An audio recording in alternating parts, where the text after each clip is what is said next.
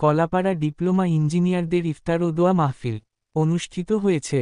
আমাদের কলাপাড়া পটুয়াখালী প্রতিনিধি মোয়াজ্জেম হোসেনের পাঠানো তথ্য ও চিত্রে থাকছে বিস্তারিত।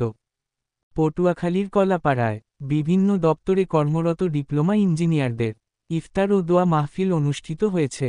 মঙ্গলবার 25শে মার্চ আসর নামাজ বাদ খেপুপাড়া সরকারি মডেল মাধ্যমিক বিদ্যালয় মিলনায়তনে institution of diploma engineers Bangladesh আইডিবির আয়োজনে এই ইফতার ও দোয়া অনুষ্ঠিত হয়। কলাপাড়া রাডার স্টেশনের ইনচার্জ প্রকৌশলী জব্বার শরীফের সভাপতিত্বে এ সময় প্রধান অতিথি হিসেবে উপস্থিত ছিলেন উপজেলা নির্বাহী কর্মকর্তা মোহাম্মদ রবিউল ইসলাম।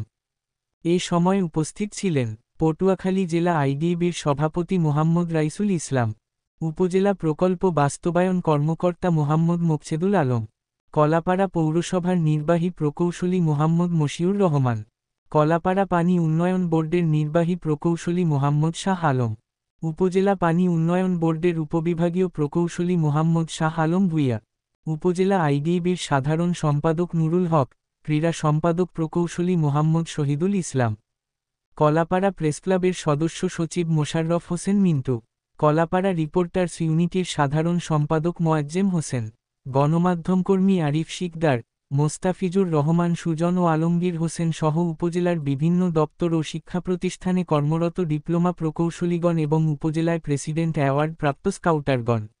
দোয়া মোনাজাত পরিচালনা করেন খেপুপাড়া সরকারি মডেল মাধ্যমিক বিদ্যালয়ের ধর্মীয় শিক্ষক মাওলানা আব্দুল আওয়াল।